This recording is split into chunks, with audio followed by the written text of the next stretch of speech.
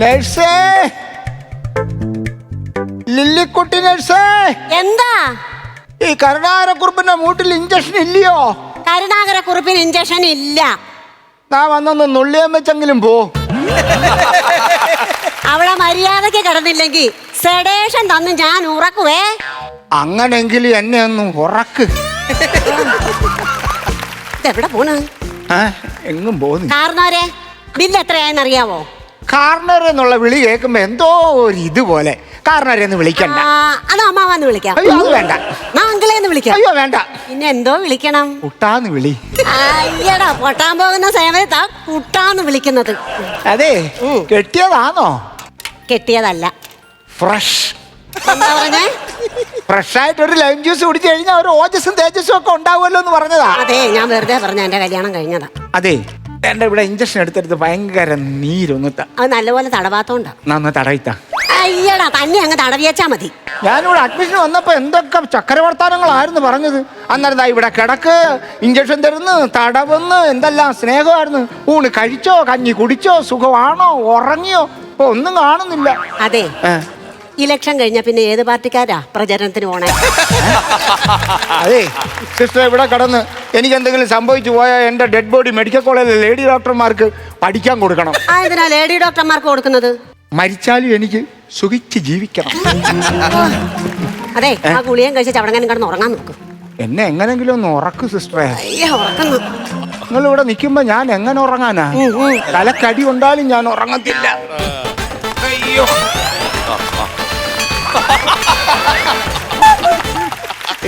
കരുണാകരക്കുറുപ്പേ,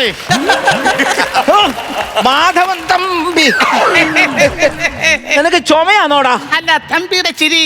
കമ്പിയുടെ ചിരിയാ. നീ ആപ്പിൾ അങ്ങോട്ട് പിടിക്കാം. ഓ, വേണ്ടായിരുന്നല്ലോടാ. എന്നാ ഞാൻ കൊണ്ടുപോയിക്കോളാം. വന്നല്ലേ, വന്ന സ്ഥിതിക്ക് ഇരിക്കട്ടെ. ആപ്പിളല്ലേ? ഇവിടെ 2 ആപ്പിൾ ഇരുന്നായിരുന്നല്ലോ. അതാ മുതുക്കെടുത്തോണ്ട് പോയെന്നാ തോന്നുന്നത്. ഞാൻ 2-3 മണിക്കൂറായി താഴെ ലിഫ്റ്റിനകത്ത് വന്ന് കേറി ഇരുന്നിട്ടേ ഞെക്കിട്ട് മേളിലോട്ട് പോകുന്നില്ല. ഞെക്കിട്ട് മേളിലോട്ട് വന്നില്ലേ? ഇല്ല. നീ ഏത് ലിഫ്റ്റിലാ കേറിയത്? എടാ, താഴെ വന്ന് വണ്ടി ഇറക്കി കഴിച്ചിട്ട് ഇടത്തോട്ട് തിരിയുമ്പോ സ്റ്റീലിന്റെ ഡോറൊക്കെ ഉണ്ടല്ലോ.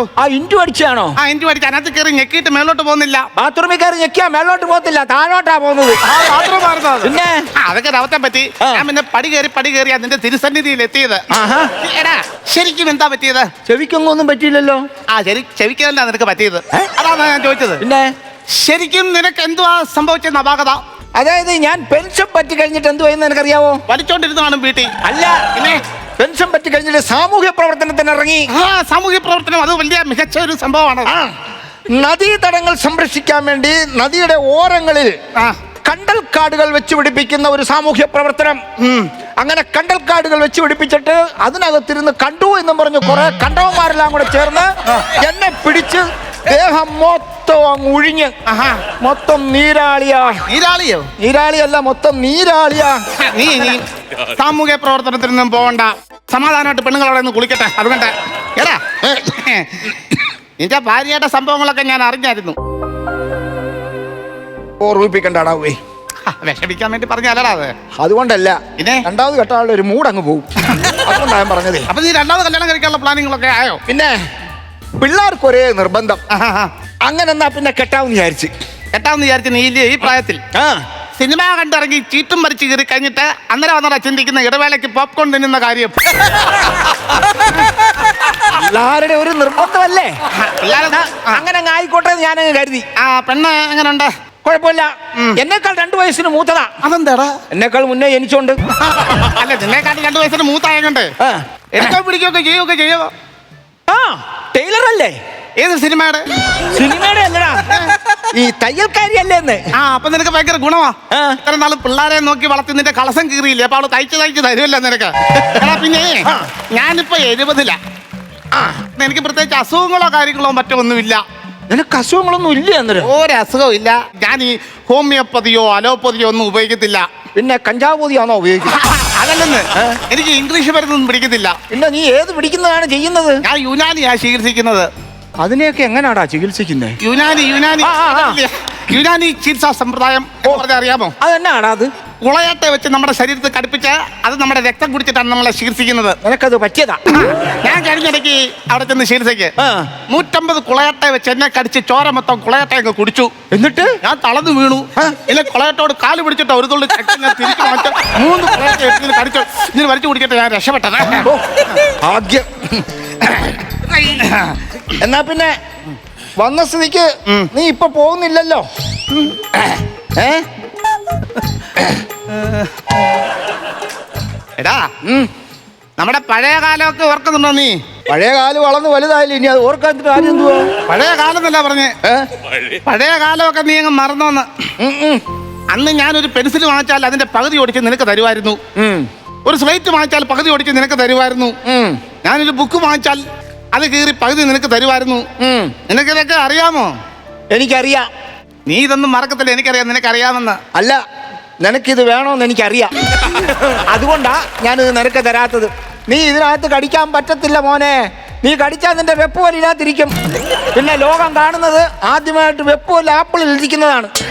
അതുകൊണ്ട് ഞാൻ ഇത് കടിക്കാൻ തരത്തില്ല. അല്ല എനിക്ക് ഇച്ചിരി താടാ. തരത്തില്ല. കുറച്ചെനിക്കെടുത്ത് താടാ ആപ്പിള്. തരികേല.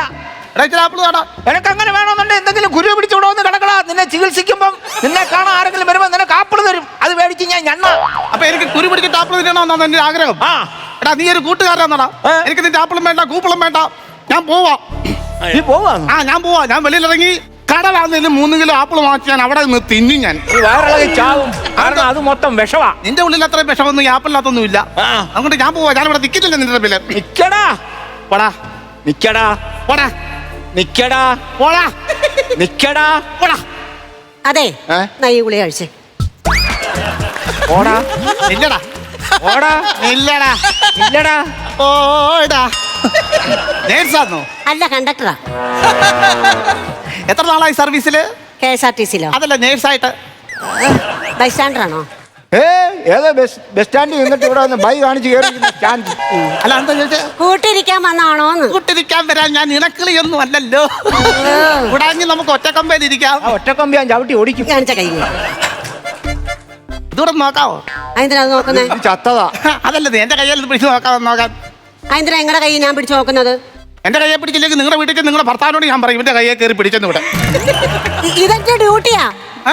ലില്ലിക്കുട്ടിയാ എന്ന് പറഞ്ഞാല് ഞങ്ങള് തമ്മിൽ ചെറിയ. അതെ, ആ ബില്ല് അടച്ചേച്ച് അങ്ങോട്ട് വന്നേ. പോലെ പൊയ്ക്കോ പൊയ്ക്കോ. അല്ലെങ്കിലേ ഇവിടെ നിന്നാ ഞങ്ങളുടെ സ്നേഹത്തിന് ഭംഗം വരും.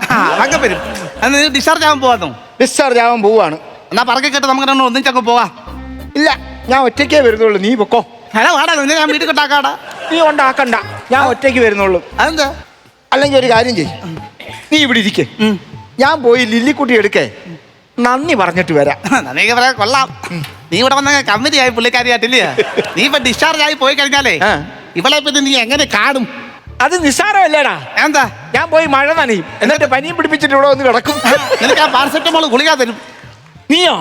അതിന്റെ കൊരവള്ളി പൊട്ടിക്കാൻ നിന്നെ കൊല്ലും. എന്നാ പോയി നന്ദി പറഞ്ഞിട്ട് വാ. നീ മിടുക്കണ കേട്ടോ. ഒരാളൊരു ഉപകാരം ചെയ്യുമ്പോൾ നന്ദി പറയുന്നത് എൻ്റെ ഒരു കൂട്ടുകാരുടെ പ്രത്യേകമാണ്. താങ്ക്സ് നമ്മൾ എവിടെ വേണേലും പറയണം. ദേവാ എന്നെ അനുഗ്രഹിക്കണമേ എന്ന് അവനെ പ്രാർത്ഥിച്ചു കൊടുത്തുകൊണ്ട് നമുക്ക് പോകാനുള്ള വഴികളെല്ലാം ദൈവം ഒരുക്കി തരണമേ എന്ന് ഞാൻ ആത്മാർത്ഥമായിട്ട് പ്രാർത്ഥിക്കുന്നു. അത്ര വീണ്ടും വന്ന് കിടന്നത് അവൾക്ക് എന്നോട് ഭയങ്കര സ്നേഹമാണ്. അവൾ എന്നെ വിടത്തില്ല. അവൾക്ക് ഞാൻ ഇവിടുന്ന് പോകുന്ന ഇഷ്ടമല്ല. ഒരാഴ്ച കൂടെ അഡ്മിറ്റ് ചെയ്യാൻ പറഞ്ഞിരിക്കുകയാണ്. അതെന്തിനാ? എടേ, അടപുടലം കെട്ടിപ്പിടിച്ച് നന്ദി പറയുന്ന ഒരു തെറ്റാണോ? ഒരു തെറ്റുമല്ല, നല്ല കാര്യം അത്. നേരത്തെ എന്നെ കീ ഹോൾ ഓപ്പറേഷൻ ചെയ്തിട്ടില്ലായിരുന്നോ? ആ, അവിടെ വിരൽ കയറ്റി ഒരു സിന്ദൂർ ഓപ്പറേഷൻ ഒക്കെ ചെയ്ത് 2 ആഴ്ചയെങ്കിലും ഇവിടെ കിടക്കേണ്ടി വരും. എടാ, നിന്റെ അസുഖം പോണെങ്കിൽ ഒരു കാര്യം ചെയ്യണം. എന്താ? നീ മൂടോടങ്ങ് പോണം. എടാ തമ്പി, ഇവിടെ ഒരു കമ്പിയുണ്ട്. ഇത് പെർമനന്റ് ആണോടാ? ടെമ്പററി ആടാ, വിട.